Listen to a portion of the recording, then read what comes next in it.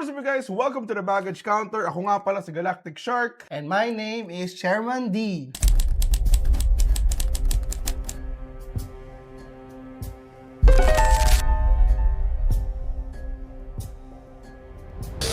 I am a full-time content creator. And I am a dad of 2 girls. Welcome to our second week. Parang okay naman yung first week natin first episode natin. Parang okay naman, no? Oo naman. For me, it's a success. Check namin yung analytics sa Spotify namin. 9 hours. Hoy! Merong nanood ng 9 times. Pinanood yung buong video. 9 times. 9 times. Kalahin mo That's yun? an hour. Spending an hour with us.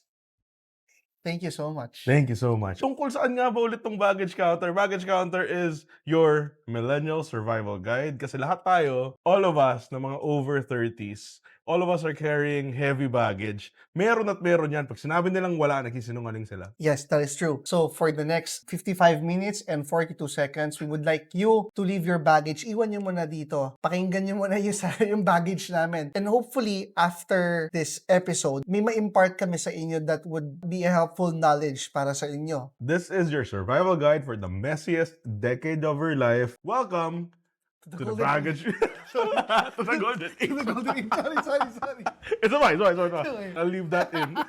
Welcome to the Baggage Counter. Alright. Medyo mas organized na kami ngayon kasi pinanood namin yung last time. Parang ang gulo. So ito na. First segment. Ang pangalan ng first segment natin is The Check-In. Check-in sa So clean. Hindi, pero itong check-in naman is, since nung last na nag-record tayo, nag-shoot tayo ng podcast, ano yung ginawa mo? Mga ginawa mo? Work, family, spend time with the friends. Yeah, Saturday, we were together. Pinanood natin yung Pinanood natin launching yung nung first episode ng The Baggage Counter. Pinanood namin. And kaya nga, medyo maayos na ngayon Oo. Kasi habang pinanood namin, okay, ito, pwede natin. Pero ako, personally, overall, masaya pa rin ako. Masaya din naman ako sa turnout. Yes. Tsaka parang marami namang nakinig at nanood dahil din sa mga shorts na ginawa natin. Sa mga reels na ginawa natin. And Ginawa mo. pero yun nga, by the way, if hindi ka pa nakasubscribe, if hindi ka pa nakafollow, kaka-start lang namin. Meron na kaming Facebook, meron na kaming Instagram, meron na kaming TikTok, meron na kaming YouTube. Spotify, pinaka-importante. Anyway, ano yung mga baggages mo for this week? Yung pa rin usual baggage and things I have to think every day.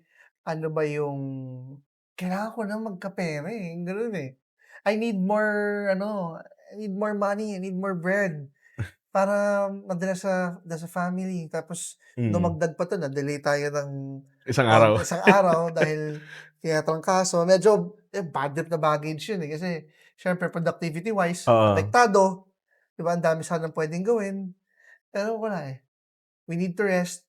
Kailangan from time to time, mangyayari pa rin yan. Yung baggage ko this week is, parang ganun din Pero more of, sa mga hindi nakakalam, naban yung TikTok ko kasi. So medyo, sobrang laking baggage na kasi yung following ko sa TikTok is like 480K. Although, ang kumikita talaga sa akin is Facebook. Yeah. Pero kasi, TikTok is yung yung numbers Like, for example, if merong brand, like, ito yung numbers ko, malaki. Parang, wow, malaki yung numbers mo. Sige, pera. Although, ang engagement-wise, sa Instagram, kahit na, Instagram nga, like, 3K lang ako sa Instagram. Pero, malaki engagement ko sa Instagram. Sa Facebook, 133K lang ako. Pero malaki, sobrang, million na engagement ko sa Facebook for some reason. Pero TikTok kasi is like, numbers numbers. Yeah, so, yun yung number one baggage ko for the week. Kasi, hindi ko pa rin siya ma-reinstate. Pero sana eventually, TikTok, if nakikinig ka, please naman, wag mo na akong pahirapan. Ninang, patulong. Although, hindi siya super malaking difference kasi nag-grind pa rin naman ako sa content. Yeah. Pero iba pa din. Iba yung TikTok kasi doon ako nag-start, kilala. It's where it all started. Lahat ng mga nagko-comment nga sa Facebook ko tsaka sa Instagram ko, tapos ano nangyari sa TikTok mo? Ang silver lining lang sa pagwala ng TikTok ko is nagko-follow yung mga tao sa Facebook tsaka Instagram ko. Yung mga naghahanap sa akin sa TikTok. Pero yun nga, Yun yung number one baggage ko ngayon. Bigla akong sisingit na, bigla ako naisip kung ano yung maliban sa usual baggage, ang pinaka-baggage ko pala for this week or 2 weeks na is yung dahil sa giyera ng Iran Diyos and ko! US. Oh So, my God, every week. hindi lang yung gas na Mm. pangkotse. So, sa House of Genesis, we import our products from Mm. China. And yung mga products na yan, para magawa yan, kailangan ng gas. Mm. Tumaas ngayon yung cost ng product. Import, Yes, products yung and import. products. Oo. Yung products itself, tumaas. Then yung importing costs, Tumaas din. tumaas. So, may plano sana kayo mag-import, pero dahil tumaas ng husto, nawala kami sa budget. Fuck! Grabe rin eh. Kasi, like, for example, ako, pag nagpapagas, paglalabas, yung dating 600 lang na papagas mo, 111, ganun, Tumaas tayo ng at least 70% sa gas. di ba? So, Sobrang laki. dati sabi ko 54, ang mahal naman ng gas, 54. Yung 86 na. Yun pa yun sa mga mura, sa mga Uno, sa mga refill, sa mga Petron 90 na. Actually, ano nga feeling ko lumakas. Shit, pala ito. Pero wait, feeling ko tumaas yung benta ngayon ng mga maliliit na gasoline stations. Ang Feeling ko daming din. nagapagas sa kanila na Ako, dating Petron, dating Shell, dating Caltex, yung Big Three, oo. lumipat sila sa Oo, ako, sa papagas ako. maliliit. Pag may cash ako, papagas ako sa Uno. Pag card, sa refill. Kasi, wala, like, ang laking bagay na nung, kahit sabihin mong 4 or 5 peso difference, ang laking bagay niya eh. Dati kasi piso lang yung tinaas eh. So parang okay lang tumaas ang Oo. piso dito pa na kay Shell. Putang ina, tumaas 15 pesos, 20 Grabe. pesos. Yun nga, 70% na from before war. Ang average ng gas nun is sa sa 91 octane gas, unleaded. Oo, ang gasolina. Nasa 53 pesos. Oo. Tapos ngayon, Petron, 53 Oo. pesos. Tapos ngayon, yung mga maliliit na, tawag ito, gasoline stations. 86. 86. No! May 9, bakit kailan mo yung pagas mo? Kanina, nadaanan ko lang yung Uno. Usually yung Uno tsaka refill, same lang yun eh. 86. Oh, ang laki. 86. So yung mga Petron usually +4, +5. So anyway, lumayo tayo sa topic. Yun yung number one baggage talaga. Tapos nag-declare pa ng state of ang Parang Philippines? state of calamity Crisis? sa energy. Oo, sa energy.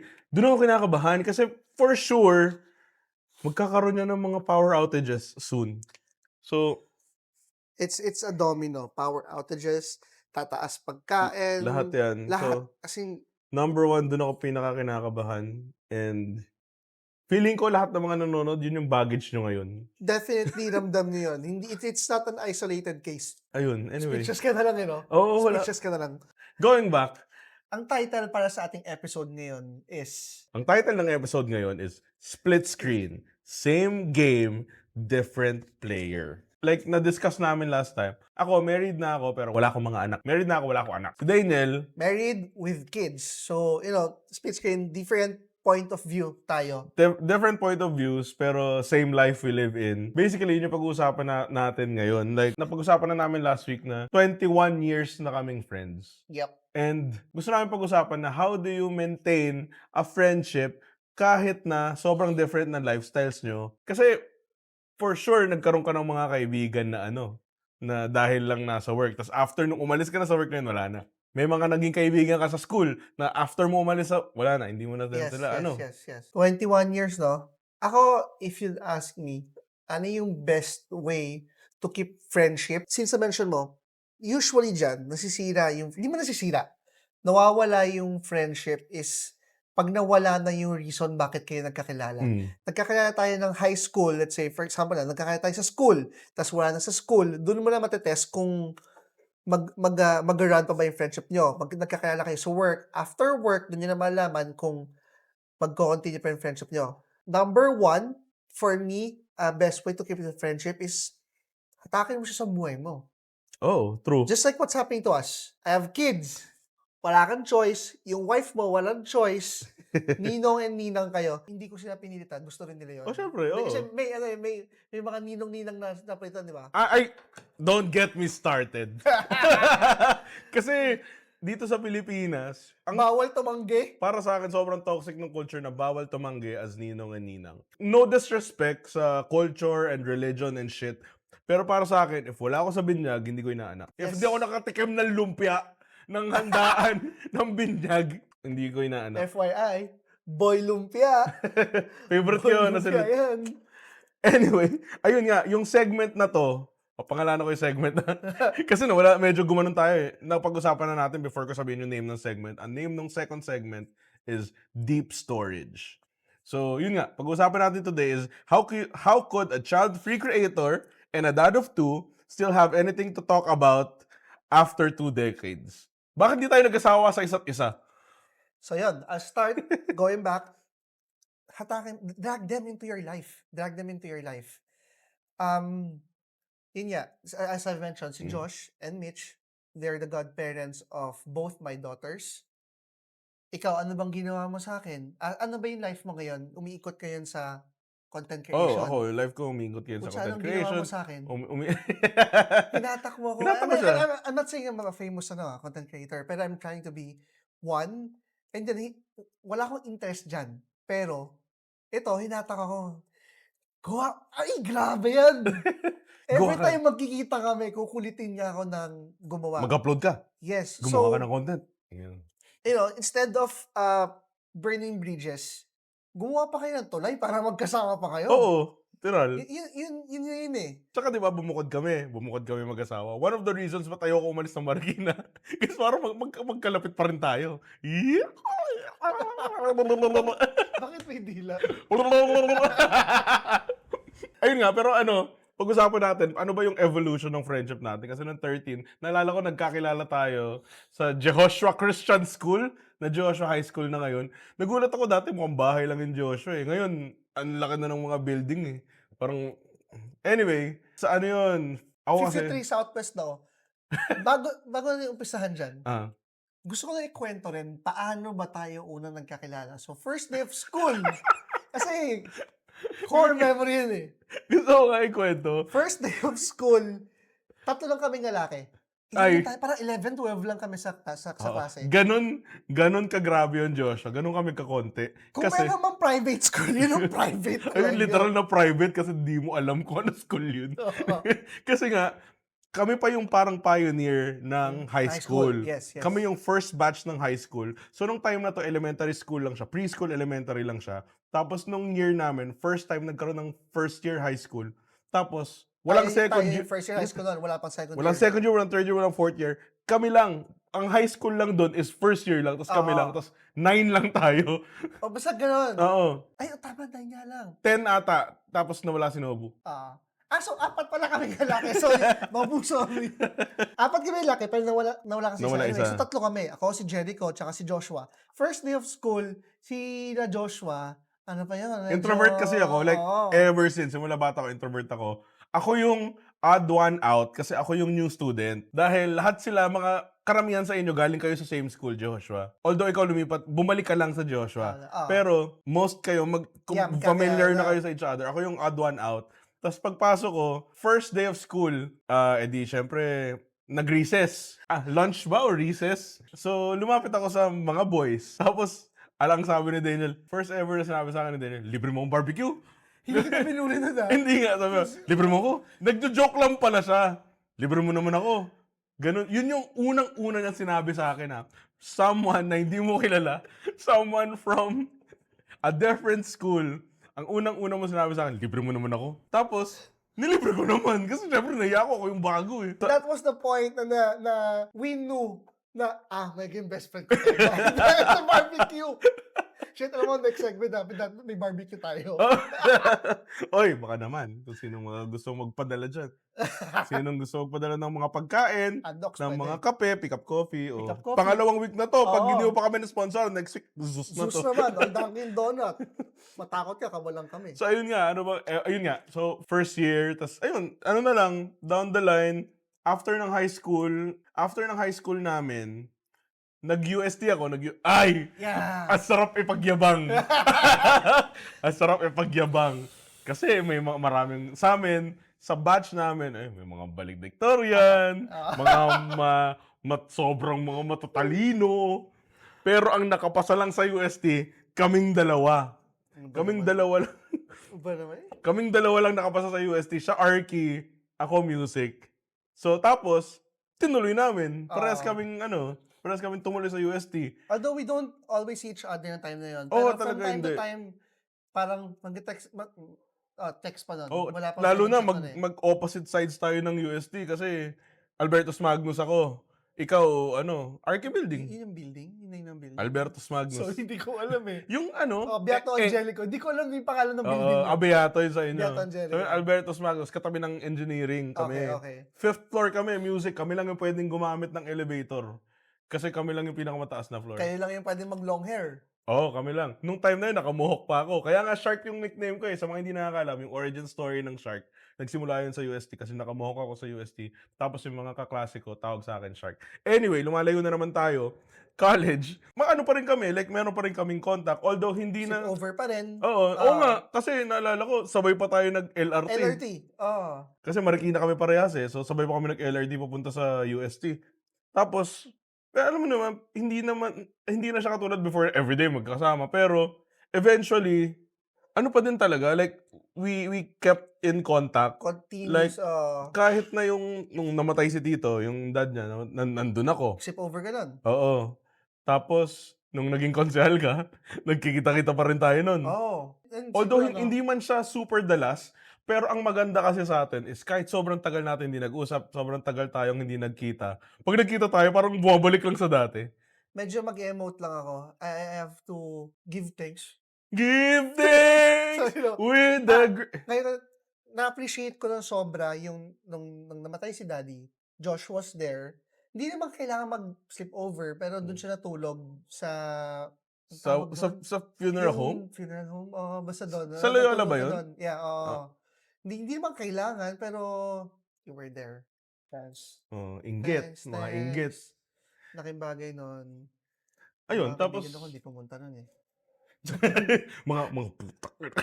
Mga kaibigan ko, Aray hindi ko, pumunta. putang ina. May condolence, wala, eh. May hinanakit pa. Isa pa sa part ng deep storage. Kasi yun nga, yung evolution ng friendship natin, tas hanggang ngayon, magkaibigan pa rin tayo. Pero, eto, mention one specific cringe-worthy memory.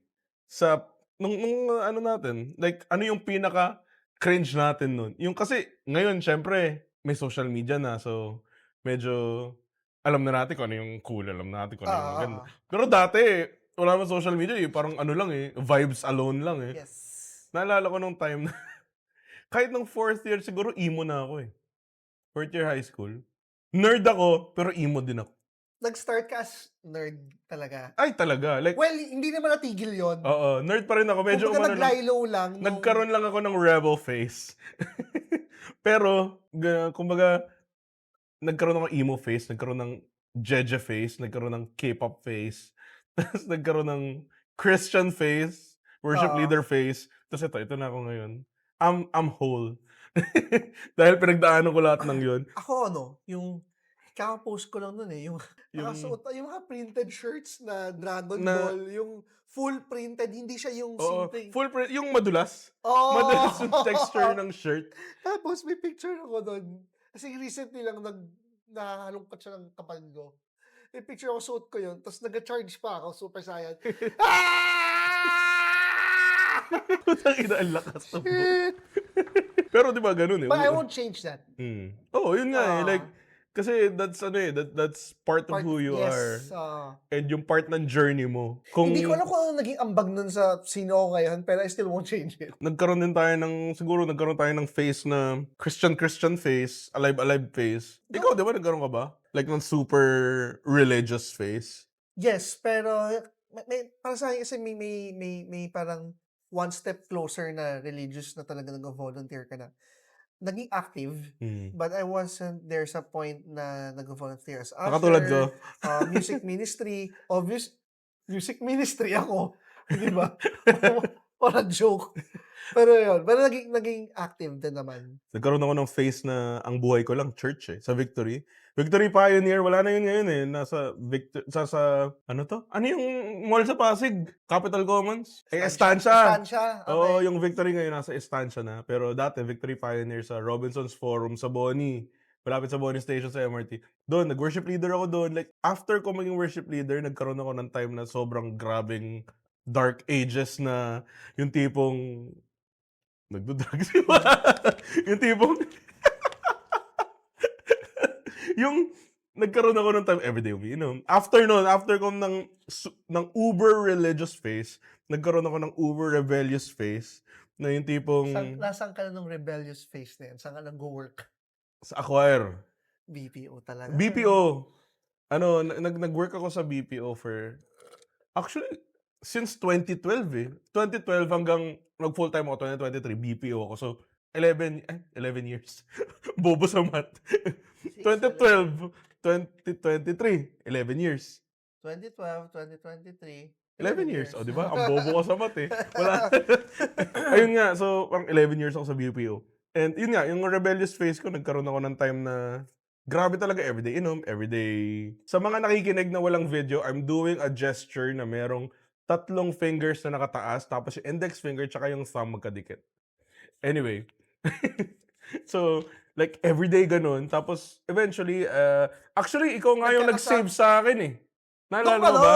okay, okay. Naalala mo ba? Ikaw yung nag-save sa akin sa aking, o di ba? Ganun Kasi, magkaroon ng ganito yan, friend. no? Nung nakukwento mo yung sa evolution of our friendship, if you're gonna ask me, yung friendship natin itself, it didn't evolve. It was the same as it was All before. throughout. We evolved individually, pero Oo. yung friendship natin is Kasi, same talaga. Same. mm. Nung time na kailangan mo ng ano, a helping, oh shit, gusto ko yung kwento yun, no? Pero grabe yun, kinailangan ko talagang ma-rescue from a dark place. Tapos isang sabi ko kay Dana, hindi ko na iaano yung Yeah. specifics. Pero sinabi ko kay Dana na parang ayoko na dito. Gusto ko nang umalis dito sa situation na to. Tapos walang patumpik-tumpik. Pinuntahan niya ako, naghakot kami ng gamit, tapos inuwi na ako sa Marikina. No joke ano yun, no questions asked. Hindi ko Ganun. tinanong parang, oh bakit, anong nangyari? Wala nang, pwede bang bukas? Kasi ano yun, gabi na yun eh. Gabi na yun, tapos sabi, Well, like, honestly speaking, medyo alanganin siya. like mga 1 na siguro. Basta Ganun. ano, Basta late evening na yun. late evening na, tapos Say, sabi ko kasi sa kanya, as in yung time na yun, I was at a really dark place, na sobrang, like, I was so depressed, tapos sabi ko sa kanya, ayoko na. Tapos pinuntahan niya talaga ako. Like, literal, sinave niya ako. okay, 1-1 na tayo. So, Okay na. yun na yung bawi mo doon kay daddy. Okay, Okay, goods. Anyway, ayun nga. So medyo dumadark tsaka dumideep yung usapan. Pero punta tayo sa third segment natin, which is ito na yun, yung the baggage. Pero sorry, Sige, yan. before pumunta doon, I think it's important for everyone na meron kayong best friend talaga. And it doesn't have to be someone na high school friend. A best friend, it could be honestly, your sibling, your brother. Best friend ko yung mga kapatid ko, close kami lahat. Pero it's good for everyone na meron kayong maaasahan. Oo. In terms, times na kailangan nyo. Oo. Tsaka iba rin kasi ang asawa sa best friend. Yeah, Dahil iba yung relationship dynamics. Gets ko na when you say that your wife is your best friend. Pero there are certain things siguro na mas naiintindihan ng lalaki din. Ganun. Kaya ayun, get yourself a best friend. Hindi siya madali, pero Kaya yun yung kinakaingitan ni ng mga wife namin, mga wife. My wife and Josh's Shark's wife. Kasi wala silang, may mga close friends sila, pero wala silang best friend tulad nung may close sa friends sila atin. nung high school. Si pero Mitch, hindi best friend, siya yung pinaka-best friend niya, si Micah, kapatid niya. kapatid niya. Oo. Si MJ, ang pinaka-best friend niya na rin is yung kapatid niya, si Jemel. Tapos sila dalawa na, pero wala yung parang sa atin. Maingit kayo. Pero yun nga, like, iba kapag lalaki din. Dahil mas gets mo yung struggles, yung pressure, yung Friendship in general, importante. Outside your relationship ng partner mo is kailangan nyo ng friend. Third segment, ang title ng third segment natin is The Baggage. Ito na yun. Like, same age, different worlds. How different are the definitions of emergency sa ating dalawa? Ano yung emergency sa'yo? Ano yung emergency sa akin? First thought, pag emergency, parang inisip ko lang yung dalawa kong anak. Or siguro, hindi natin i-include yung medical emergency. Yun na yung Kasi, given na yun eh. Ano ang parang yung mapapa-uwi, bukod sa medical emergency na mapapa-uwi? family lang. family talaga. Hindi, kasi andun ako sa phase na sila yung priority ko. So, Mm. they are my priority. Sila din yung pinaka-emergency ko. Oo. My daughters, my wife, my mom. Actually, yung 4 na babae nun. Kapatid. Pero dalawang babae. Shit, ang dami ko naiisip na wag naman sanang ayoko sana makarinig ng emergency tungkol sa kanila. Oo. Kasi yun yung 'pag narinig ko emergency tungkol sa kanilang dalawa, ay, 'Di ba? panic talaga. Ako naman, Ikaw? gano'n din. Yung asawa ko, si Holly, yung pusa namin, gano'n. Basta 'pag nagsabi yung asawa ko sa'kin na, "Emergency, umuwi ka," uwi ako talaga. Oo. Kahit anong mangyari, uuwi talaga ako. I suppose kahit kaninong siguro 'pag single ka, emergency mo is family. Mm. Tanggalin natin yung part na may problema kayo ng pamilya mo, Oo. Kasi siyempre kung 'di kayo okey, most likely Mm. wala kang pakialam. Pero ano, hindi, ibahin natin. Emergency pero hindi tungkol sa pamilya, hindi medical. Like, ano yung mga bagay na mapapa-drop everything ka, pero hindi siya tungkol sa pamilya, hindi siya tungkol sa ano. Kasi parang kasi given eh. Gusto ko sanang magkaroon ng parang isang, yung trivial lang ba? Hindi siya yung parang, hindi siya yung emergency na life and death. Like yung trivial emergency. Like yung sa tingin mo mababaw pero emergency sa'yo yun. Meron. Ganyan. Tingin ko makaka-relate kayo dito, and kami ito recently lang, emergency na naputulan kami ng kuryente. Mm. Mapapaano ko talaga yun, 'di ba? Emergency yun. Pero kuwento ko lang, nagbabayad kami ng kuryente. Ang problema, nagkaproblema kami sa landlord namin, hindi nila binibigay yung bill. So, hindi Okay. namin napansin na parang, ay, 2 months na kaming walang Mm. walang kuryente, gano'n. Which is mali rin ang minahal ko yun kasi wala pang 2 months yun, eh. Anyway, iyon, emergency yun, Oo. 'di ba? Yung responsibilities na meron tayo ngayon, it's pagkain, walang bigas. Oo, isa pa yun parang, "Oh, shit!" Gano'n. Walang bigas, Yung walang nagbukas ka ng ano, lalagyan 'pag gano'n, "Oh, shit! Paano ako magsasaing?" yun na, yung mga Oo. necessities natin sa buhay, kuryente, Mm. tubig, Alam mo, ako darating isa na yung sa'kin, deadline ng internet. oo, Grabe, nababaliw ako 'pag wala, hindi ako mapakali. Hindi, lalo na yung kahit na yung sabihin mong parang kunwari nasa mall ka, natatay ka na, ta's walang signal sa loob ng banyo, kahit yun lang yung parang, "Okay, I guess I'll stare at my phone for like I'll stare at a blank page for like 5 to 10 minutes." mga 'No? utilities yan, emergency na talaga yan. Ayun. Naiwan mo yung phone mo, Oh, 'di ba? Naiwan mo yung phone mo. Ako naiwan mo madalas nagagawa ko yun, lalo na yung madalas ko naiiwan yung phone ko sa kotse. Kasi 'di ba siyempre naka-ano na siya, nakadikit siya sa dash, ah, ta's nakauwi na ako, pshik. Eh, siyempre hindi ko na kailangan mag-text, nasa bahay na ako, hindi ko na ah. kailangan mag-chat kasi kasama ko na yung asawa ko. So, parang maalala ko na lang, "Nasaan yung phone ko?" Hinanap ko na sa buong bahay na biglang nasa kotse lang pala, Oo, yung ang gano'n. sakit ng problema na yun. Yung naiisa ko dun yung hanap ka ng hanap ng phone mo tapos andun lang pala, ang dami mo ng pinaghanapan, eh. Meron ka bang wala kang kids, ta's ako may kids. Do you ever have that feeling of missing out, like, for you, missing out the experience of having kids? Kasi ako, honestly, wala actually. Hmm. Since iba na yung priority ko, I'm very happy and satisfied with what I have, spending time with family. May slight inggit pagka, let's say, may spare money kayo Hmm. to go to concerts. Medyo nakakainggit na hindi nakakapunta, pero At the end of the day, okay lang. since iba yung priority mo, Oo, eh, oo. yun naman yung feeling ko, yun alam mo ang galing mo kasi yun yung next na segment, eh. Vulnerability, getting honest about FOMO on both sides. Yun yung literal na next segment. Pero yun nga, FOMO, hindi naman. Yung kasi nga hindi ko talaga siya gusto, siguro, or wala siya sa mga plano na magkaroon ng kids. Kasi siyempre kayo ginusto niyo talaga, eh. Ah. Ginusto niyo talaga magka-kids, eh.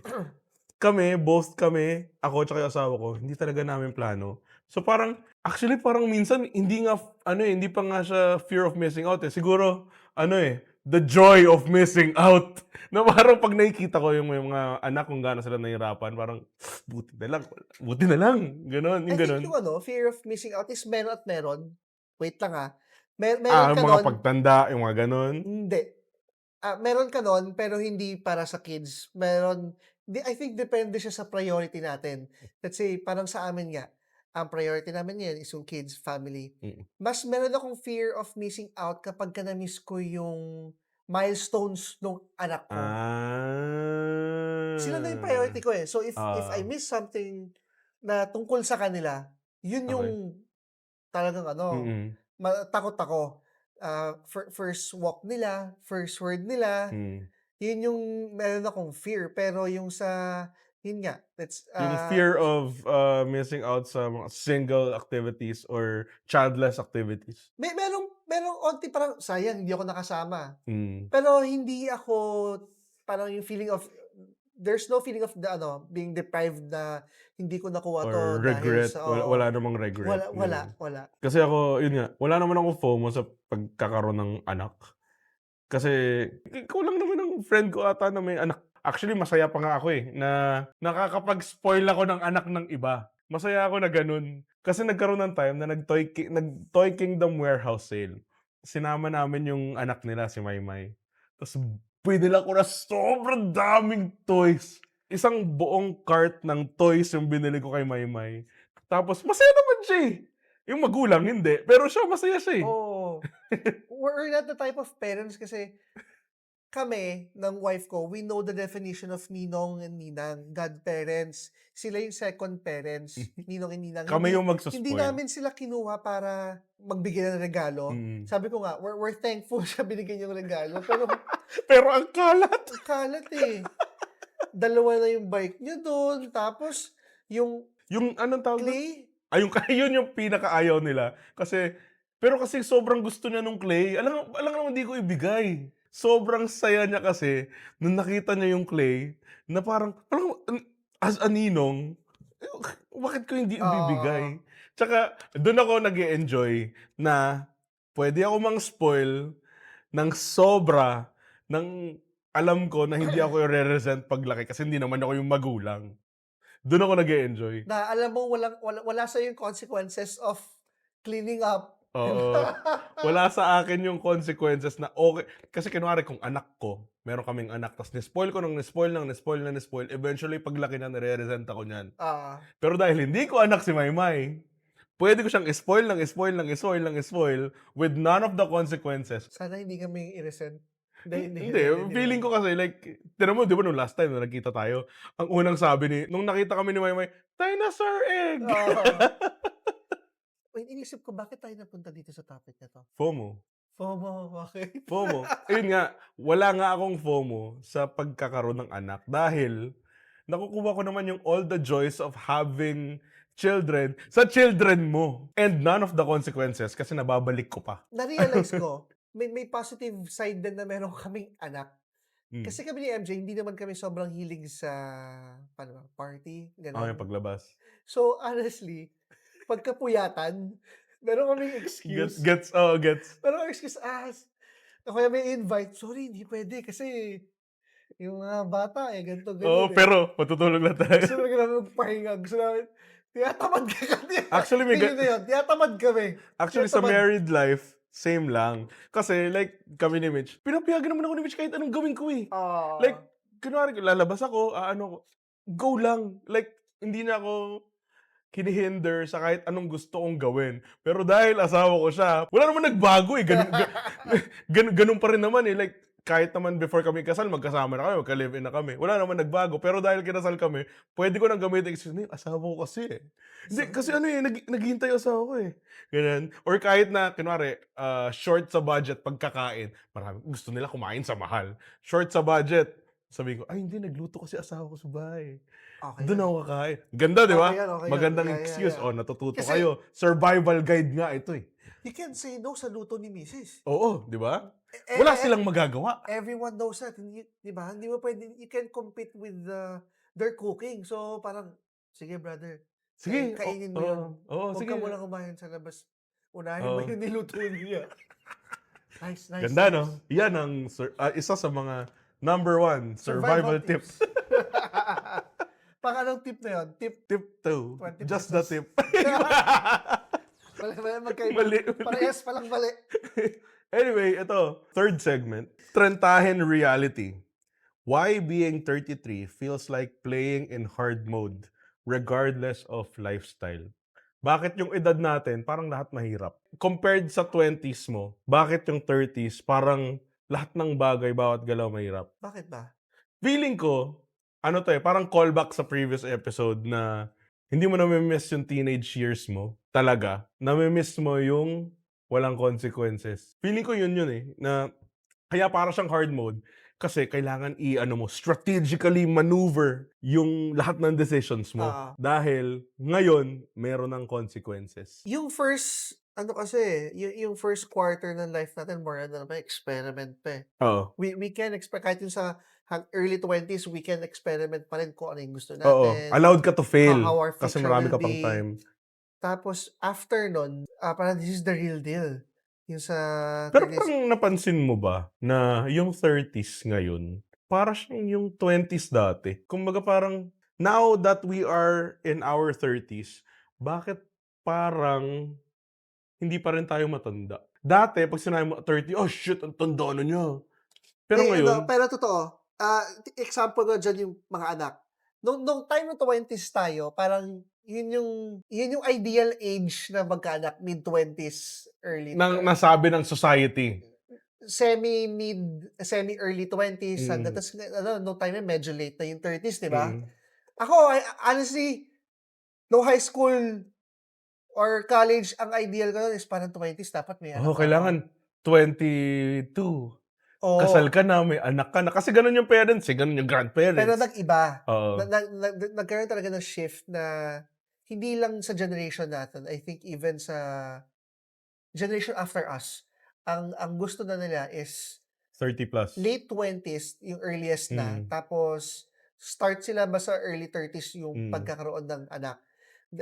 Marami kasi ano, eh, nagkaroon talaga ng ano, eh, parang na-realize na gaano kahirap mm, magkaroon ng family.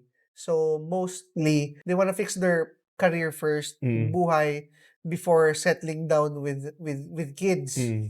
Tapos, I think gano'n din, going back sa previous topic natin, ay sa last episode, contentment. Tingin Oo. ko isa siyang, hindrance kung bakit naging mas mahirap because whenever we succeed, parang hindi pa tayo contented, eh. So, we want more. Mm, We want more, mas challenging 'yun mm. compared to what we Contented have. ka ba? Contented ka? Oo. Contented din naman ako. Pero Pero pero 'di ba? doesn't stop there, eh. So, ano 'yun, yung parang maghahanap ka pa ng more kaya kailangan mo pang mag-ano, Oo, doble, grind, grind, oo. grind, 'di ba? Anyway, yun nga, yung next segment natin is, this is the mid-roll break. Sa mga listeners namin, comment your baggage for the week. Dito sa segment na 'to, next week, babasahin Basahin natin. natin, oo, Oo, ta's so discuss natin. Yeah, discuss yeah. natin kung ano yung mga pwede nating inputs, insight about it. Ayun, dito nyo ilalagay yun. So, mag-comment kayo, babasahin namin dito yun sa segment na 'to. We're no expert, pero tingnan natin baka may mabigay Oo, kaming oo. useful advice Useful or tips. useless advice. Useless din, pwede Oo. din. Meron kaming Facebook, meron kaming Instagram, meron kaming TikTok, meron kaming YouTube, meron kaming Spotify. Baka naman, i-follow. Follow nyo naman. May OnlyFans ka na Oh, diyan. hindi. So, so yun nga, follow, subscribe, share, like, comment, hit the notification bell sa YouTube, The Baggage Counter, The Millennial Survival Guide. And of And, course, panoorin niyo yung video, the whole video. panoorin yung The buong whole video. video, Spotify, and the whole Sa Spotify, ano, buo. tapusin niyo. Tapos, pag-aalis ka kinabukasan, pag nasa kotse ka, pakinggan mo lahat. Dito sa segment na to, for example, kung itong segment na to, if gusto mo mag-sponsor, meron tayong sponsor, kunwari, Pick Up Coffee. Pick up coffee, papalitan na kayo Etong next week. segment na to, dito namin ilalagay yung sponsorship segment. 'Di ba? Like, for example, Pick Up Coffee. Just pick up your coffee. Di ba? Pick Up Tatlong Coffee. tag. Pick up your coffee. Ayun, dito yon sa segment na to. And, House of Genesis, office chairs or steel furniture sa kailangan nyo, message us. House of Genesis. Comic Bookeroo. Physical comics. Pwede ko sigurong ilagay yan here somewhere. Comic Bookeroo. Pwede yung, siguro kung meron ditong shelf, lalagay ko yung mga comics. Pwede. Siyempre, si House of Genesis, sponsor natin yan kasi kami-ari nun eh. Oo. So, So, lagyan na natin yung isang cabinet dito para may stand. Tapos dyan natin ilalagay yung comic Yung book mga from Comic Bookeroo. Comic book Yung Hero. mga toys. Kung sinong gustong mag-sponsor, Toy Kingdom, Toys R Us, Kids Company, Toy Town. Para makapaglagay tayo dito ng K-pop Demon Hunters na mga figures, no? Mga Funko Pop, kung gusto magbigay. Or kahit na kung sino ka man, kahit sino, meron kang toys na gustong ibigay sa amin, meron kang toys na gustong ipa-unbox sa amin, isend mo na yan. By the way, pag kumikita na yung Spotify natin, itong kalokohan natin na to, huwag kayong mag-alala. All proceeds go to our charity of choice. Yes. Kami yun. Kami yung charity of choice. Sa amin na pupunta yung pera. Scholarship para sa mga anak ko. Oo, yan. And pet food para Oo, sa di ba? anak ko. Yes. Yes. Diba, it's for a cause. It's for a cause. It's for a cat. It's for the kids. Yes. For our kids. Anyway, tapos na ang ating ad break. So, dito na tayo sa ating malapit na tayo matapos. Ito na yung isa sa mga pinaka-importante na segments natin is yung redundant baggage. Dito tayo magsasabi ng mga hot takes. May sinulat ako dito sa aking sa aking mga cards. May sinulat ako sa aking mga cards. Ewan ko kung hot take ba to, pero siguro tip or advice or comment. Sabi ko, if you can only be friends with people who have the exact same life as you don't want friends. You want a fandom. Kasi kami nga sobrang magkaiba ng mundo namin eh. Pero friends pa rin kami. Di ba? Kasi usually yung mga tao ginagamit nila yung lifestyle divergence or yung nag-iba ng lifestyle kasi yung friend ko, ay nag-asawa kasi siya eh. Ginagamit siya as an excuse to let go of the friendship. Di ba? Pero hindi kasi dapat. Parang para sa akin hindi ewan ko, parang lazy ka lang siguro or wala kang empathy or I don't know. Anong comment mo dun? Well, agree ako. Agree ako. Parang sabi ko, 'di ba, if you want your friendship to last, you drag that friend tapos dalhin mo siya sa buhay mo. Like just saying parang sa atin lang na you're part of our family and kami ng wife ko, my family is part of your family. I just wanna give example lang, no. Mostly sa mga college friends ko, or ano pa rin, 'di ba, nabanggit ko kanina, after work, mga friends mo sa work pagkatapos na kayo sa, 'pag hindi na kayo magkakasama sa work, dun mo malalaman kung Kung sino yung mag-stay? kung sino yung mag-stay. Pero ano yung unti-unting nagde-drift eh. No? Oo. Nagde-drift away unti-unti. Siguro wag kang serious, ikaw naman best friend ko eh. So, Hindi! MBA friends, magkaklase kami lahat, wala kaming family. Kanya-kanya kami, puro kami mga single in a sense na hindi kami married. Wala sa aming married pa ng time na yun. Pero after yung college, MBA school namin, is dire-diretso yung friendship namin until now. Because we drag each other sa buhay namin. Yung event, special, what do you call it? Hindi special occasion eh. Para mga core events dun sa friend kong yon, andun ako. Core events sa amin, andun din sila. So, instead of not inviting them, invite mo lang sila. Diba? And Parang, kapag sinabi na drug, hindi without their consent, may consent pa rin nila yun. Oo. Gusto pa rin nila yun. doon pa Kumbaga, lang naman malaman mo na eh. oo, kapag, I- oy, punta ka dito, punta ka ganyan. Kung ayaw, wag. It's by choice. By choice, even if magkaiba na kayo ng life, even if magkaiba na kayo ng priority sa buhay, if both parties wants to stay, For the friendship, alam mo yun? for the friendship, Oo. mag-stay pa rin yan. It will last long. If yung nagki-keep together ng barkada nyo is only shared vicinity, convenient ka lang. Yep. Hindi ka talaga friend. If yung glue sa friendship nyo is shared vicinity, like same kayo ng work, same kayo ng school, same kayo ng kung ano man. If yun lang yung glue, tapos pag nawala is hindi talaga kayo close to begin with. Yeah. Ano ka lang, convenient ka kasi ikaw yung nandyan at Mga that time. acquaintance lang kayo. Oo, ng time acquaintance Oo. lang talaga kayo. Ito na, nandito na tayo sa ating segment na ako yung magro-roast sa mga child-free. As ikaw yung magro-roast sa mga may mga anak. Yes. Ikaw na muna. Ano yung gusto mo sabihin sa mga mayroong anak? I know a few people na married sila and they have this opinion na ang tingin kasi nila sa mga people like you, Sa mga dinks. married, Double income, no kids. Yun pala yung sabihin ng dink. Oo. Double income, no kids. immature. They think immature yung mga to kasi ayaw mag-family, ayaw magkaroon ng responsibilities, inuuna nila yung mga luho nila, inuuna nila yung bibili ng pupunta ng concert, bibili ng bagong sapatos, bagong damit, bagong games. Iba lang yung priority nila. sa priority natin. We chose to be parents and they didn't want to be parents. And it's not being immature. In fact, mas ano pa nga sila eh, they're mature in a sense na hindi sila nagbuhay ng bata Mm. na hindi naman nila kayang buhayin sa mundo. Mas immature yun. Nagdala ka ng bata sa mundo natin tapos Hindi mo naman hindi kaya mo kayang panindigan. gawin. Oo, hindi mo kayang panindigan. Mas immature yun. So, itigil natin yun, no? Not because iba yung priority nila sa priority natin, iba yung na-visualize nila na future sa na nakita natin is immature na sila. Or no different from them. Depende na lang yan kung ano ba dapat, priority nila sa sarili nila, nagagawa nila yon, then good for them. Tapos, yun, pag married ka, may kids ka, tapos inuuna mo yung wants kaysa sa needs. Ayun yung Yun kupal. ang immature. Yun ang Yun immature. ang immature. Ayun naman, ako naman, counterpoint, in contrast, para sa mga child-free naman, wag nyo ring isipin na porket nag-anak yung kaibigan mo or nag-asawa yung kaibigan mo na they sold out or they got boring or ano. Kasi ginusto nila mag-anak eh. Gusto nila yun. Yun yung past nila, yun yung plan nila ever since. Hindi sila boring. They did not sell out. They're not boring. They're raising the next generation habang ikaw hindi ka makapag-decide kung anong switches yung ilalagay mo sa keyboard mo. Di ba? Pwede lang both yun. Ah? Na we're raising the next generation, pero ako rin, hindi ko pa rin minsan alam kung anong switches ilalagay ko. Pwede parehas. No, pwede din. Pwede Pero, parehas. pero yun nga eh. So, hindi porket yung priorities mo ay iba. Hindi porket na yung priorities mo is not the same as your friends, you're better. And it doesn't mean that they're worse. Ano lang talaga, iba-iba lang talaga tayo ng priorities and iba-iba tayo ng mga wants, iba-iba tayo ng path sa buhay. So, maging mabuting tao na lang tayo. Di ba?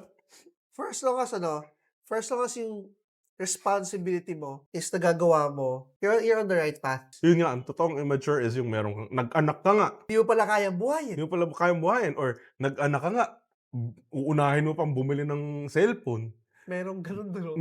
Meron. Anak-anak, wala na kayong makain. Wala na kayong makain. Inuna mo pang bumili ng console yun. Di ba? Tangina. Di ba? So yun nga, yun, reality check. I-check nyo yung mga buhay nyo kung kumbaga, experience na kami sa buhay, priorities nyo. Yun talaga importante. I-check mo kung ano yung priorities mo, i-define mo kung ano ang mga needs, i-define mo kung ano yung mga wants, and unahin mo yung mga needs. Kasi, tangina naman. Diba? Ayan. Ito yung gusto ko sabihin. Dapat meron tayong ma-impart na knowledge sa kanila. Ayan. Nagawa na natin. Wala natin. Okay? Tsaka matanda na kasi kami, so pwede na kami magbigay ng advice. Kasi 30 plus na kami. Kala mo talaga sobrang dami pigdaanan. Pero, actually, yung generation natin, dahil talaga pigdaanan talaga eh.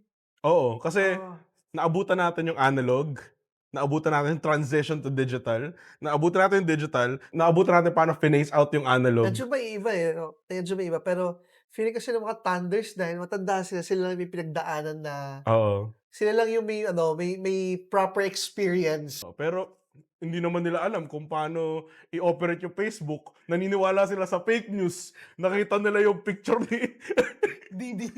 picture ni Didi. Binigyan daw ng oil dahil kay Duterte. Yung mga comment, ay grabe, ang galing talaga. Thank you, Prince Aladdin. Thank you, Prince Aladdin, kasi buti pa yung ibang bansa. Di ba? Grabe talaga si King Buka. Feeling ko talaga millennials ang best na generation. Kasi naiintindihan natin yung X, naiintindihan natin yung Z. I honestly think we're carrying their baggage. Oo. Like literal na lahat ng mga pagkakamali ng boomers at ng Gen X, tayo yung tumatangki. Okay lang kung magalit kayo, hindi naman kayo audience namin. Hindi naman kayo audience namin eh. Totoo naman. Hindi naman kayo nanonood, mga millennial din eh. Kaya tayo mga millennial, sama-sama tayo ha. Also, pati yung mga Gen Z, sama-sama pa rin tayo. Magkakampi tayo dito, hindi tayo magkaaway. Millennials, Gen Z, yung mga boomers nga rin, hindi na natin kaaway kasi malapit na sila eh. So, mababait na sila eh. Wait, malapit na. Malapit na sila mamatay. kaya mababait na sila eh. Nagsasorry na sila sa lahat ng mga pagkakamali nila. Ang totoong kalaban talaga natin is yung Gen X. Kasi sila yung mga lumaki sila na sobrang abundant ng Pilipinas. Sila yung mga nagsasabi na maganda nung martial law. The golden The age. golden age! Sila yun. Sila yung mga time na kaya mong mabuhay kahit na 5 yung anak mo. Kaya mong bumili ng lupa. Kaya mong magbuhay ng sobrang daming anak. Dahil abundant nung time na yun. Kinumpare ko pala yung salary ng mom ko nung minimum wage earner siya compared sa salary ng mga minimum wage earner ngayon, kung ano yung kaya nilang bilhin. Mas marami silang kayang bilhin para sa mga kahit yung minimum wage earner nung time na yun, mas marami silang kayang bilhin. Yung minimum wage earner before, kayang bumili ng bahay at lupa. Kaya nilang bumili ng branded shoes nang Mm. hindi sila nang meron pa rin silang Mm. pangkain. Tayo, sa generation natin, sa panahon ngayon, 2 na kayo nagtatrabaho, above minimum na yung trabaho nyo, kulang pa din. Anyway, ba't tayo napunta doon? Kasi yung mga Gen X talaga kayo mga naniniwala sa AI. Anyway, kayo mga naniniwala sa fake news tsaka sa AI. Anyway, yun nga. So, Asan na ba ano tayo? tayo? Nawala na ako kasi yung galit ko Anyway, yun nga. Meron akong sinulat dito, reality check. Balik tayo sa barkada expiration date. So yung barkada expiration date, it's not true. Walang expiration date kung totoong magkaibigan talaga kayo. Kung merong expiration date yung pagkakaibigan nyo, it's intellectual laziness. Dahil lang nag-iba. Nag-iba ng lifestyle, nag-iba ng ano. So, and by choice talaga siya. by choice. Kasi kung nag-iba siya ng lifestyle, kaibigan mo pa rin siya. Di ba? Friends pa rin kayo. Hindi ko kailangan mag-adjust sa, although, Ay, pinipilit kita Tapos ako rin naman, minsan, Pero inaano mo even din. if wala naman yun, even if di mo isama doon, Friends pa din friends pa rin. Yeah. Kasi kahit na ako, kunwari, kasama ba ako sa field trip? Hindi naman Di ba? Kasama ba ako sa ano? Pero, tropa pa rin tayo.